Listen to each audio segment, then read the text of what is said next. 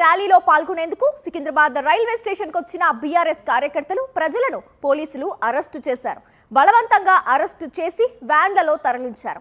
BRS శాంతి rally నేపథ్యంలో Secunderabad railway స్టేషన్తో పాటు party centre వద్ద భారీగా పోలీసులు మోహరించారు. ప్రతి ఒక్క వాహనాన్ని క్షుణ్ణంగా తనిఖీ చేసిన తర్వాతనే పంపిస్తున్నారు.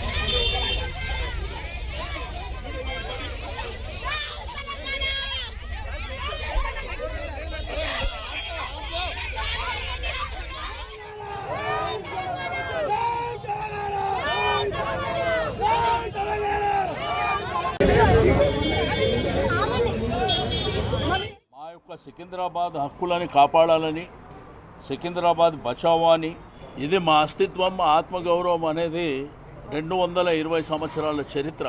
మా తల్లిదండ్రుల పేరే మారుస్తామనే విధంగా ప్రవర్తిస్తే దుర్మార్గమైనటువంటి చర్య. జంట నగరాలంటే హైదరాబాద్ సిటీలో ట్యాంక్ బౌండ్ రైట్ సైడ్ ఏమో హైదరాబాద్, లెఫ్ట్ సైడ్ ఏమో సికింద్రాబాద్. ట్విన్ సిటీస్ అని ఎప్పుడో చరిత్రలో ఉన్నటువంటి పేర్లు. ఓకే, ఇవాళ మీరు పైశాచిక ఆనందం పొందిండొచ్చు, కానీ అల్టిమేట్గా మళ్ళీ చట్టపరంగా న్యాయపరంగా మేము పర్మిషన్ తీసుకొని మళ్ళీ ఫస్ట్ వీక్లో ఈ కార్యాచరణ చేస్తాం.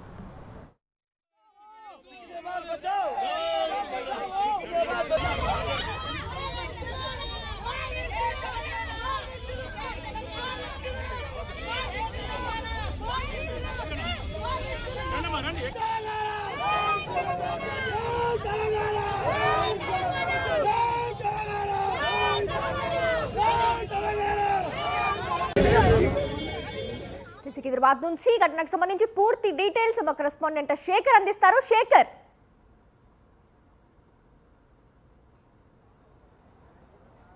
అగ్రెసి సికింద్రాబాద్ స్పెషల్ కార్పొరేషన్ ఏర్పాటు చేయాలని పెద్ద ఎత్తున కూడా నిరసనలు కొనసాగుతూ ఉన్నాయి. ఈరోజు సికింద్రాబాద్ రైల్వే స్టేషన్ నుంచి ఎంజీ రోడ్లో ఉన్నటువంటి మహాత్మా గాంధీ విగ్రహం వరకు శాంతి ర్యాలీకి పిలుపునిచ్చారు మాజీ మంత్రి తలసాని శ్రీనివాస్ యాదవ్. ఈ పిలుపుకు బీఆర్ఎస్ పార్టీ కూడా మద్దతు పలికింది. కార్యకర్తలు పెద్ద ఎత్తున కూడా సికింద్రాబాద్ స్టేషన్కి చేరుకున్నారు. ఇక్కడ ఉన్నటువంటి వచ్చినటువంటి వాళ్ళందరినీ కూడా అరెస్టులు ఇప్పటి వరకు కొనసాగాయి. ఇక ఈ పిలుపుకు ఇక్కడ ఉన్నటువంటి స్థానిక ఉన్నటువంటి ప్రజలు కావచ్చు, అట్లాగే ఇతర సంఘ నాయకులు కూడా మద్దతు పలికారు.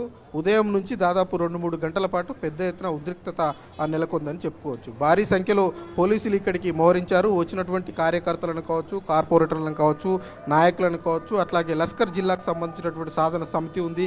ఆ సమితి నాయకులందరినీ కూడా వచ్చినటువంటి వాళ్ళందరినీ అరెస్టులు చేసినటువంటి పరిస్థితులు. ఇక ఈ ర్యాలీలో పాల్గొనేందుకు వచ్చేటువంటి ప్రజాప్రతినిధులు ఎవరైతే ఉన్నారో సికింద్రాబాద్ ఎమ్మెల్యే పద్మారావు గౌడ్ను ఇంటి దగ్గర హౌస్ అరెస్టు చేశారు. ఆయన ఇప్పుడు ప్రజెంట్ ఇంట్లోనే ఉన్నారు. అదేవిధంగా తలసాని శ్రీనివాస్ యాదవ్ని తెలంగాణ భవన్లోనే బయటకు రాకుండా అక్కడ వాళ్ళందరినీ ప్రజాప్రతినిధులను బీఆర్ఎస్ పార్టీ వర్కింగ్ ప్రెసిడెంట్ కేటీఆర్తో పాటు బీఆర్ఎస్ పార్టీకి సంబంధించినటువంటి ప్రజాప్రతినిధులందరినీ కూడా అక్కడే భవన్లోనే బంధించారు. వాళ్ళెవరిని కూడా బయటకు రాకుండా అక్కడ కట్టుదిట్టమైనటువంటి భద్రతను ఏర్పాటు చేశారు. ఇక్కడికి వచ్చినటువంటి కార్యకర్తలను కావచ్చు, నాయకులను కావచ్చు, ఇతర కార్పొరేటర్లందరినీ కూడా బందోబస్తు నేపథ్యంలో వాళ్ళందరినీ బైండ్ ఓవర్ చేశారు, అరెస్టు చేశారు, అదుపులోకి తీసుకొని పోలీస్ స్టేషన్లకి తరలించినటువంటి పరిస్థితులు ఉన్నాయి. అయితే తలసాని శ్రీనివాస్ యాదవ్ కొద్దిసేపటి క్రితం మాట్లాడారు. పోలీసులు శాంతి ర్యాలీకి ముందస్తుగా పర్మిషన్ ఇచ్చి దాని తర్వాత నిరసన చేయకుండా, ర్యాలీ నిర్వహించకుండా అడ్డుకోవడం సరైనటువంటి పద్ధతి కాదు. ఈ రకమైనటువంటి ప్రవర్తన ఉంటే కనుక మేము కోర్టు నుంచి ఆదేశాలు తెచ్చుకునే వాళ్ళము, అనుమతి తెచ్చుకునే వాళ్ళము అన్నటువంటి వ్యాఖ్యలు ఆయన చేసినటువంటి పరిస్థితులు ఉన్నాయి. ఫిబ్రవరి 2వ వారంలో మరొకసారి ఈ శాంతి ర్యాలీ నిర్వహిస్తాము అన్నటువంటి వ్యాఖ్యలు ఆయన చేశారు. మొత్తానికి పెద్ద ఎత్తున కూడా నిరసన కార్యక్రమాలు మున్సిపల్ కార్పొరేషన్ ఏర్పాటు కోసం జరిగినటువంటి సిచ్యువేషన్స్ అయితే ఉన్నాయి. మరొకసారి ఫిబ్రవరి 2వ వారంలో కానీ 1వ వారంలో కానీ ఈ నిరసన తెలియజేస్తామంటూ ఈ మాజీ మంత్రి తలసాని శ్రీనివాసరావు ప్రకటించారు. మొత్తానికి సికింద్రాబాద్ పరిసర ప్రాంతాల్లో వచ్చేటువంటి వాళ్ళందరినీ కూడా ఎప్పటికప్పుడు అరెస్ట్ చేశారు. ప్రజెంట్ కొంత కూల్ వాతావరణం ఉందని చెప్పుకోవచ్చు.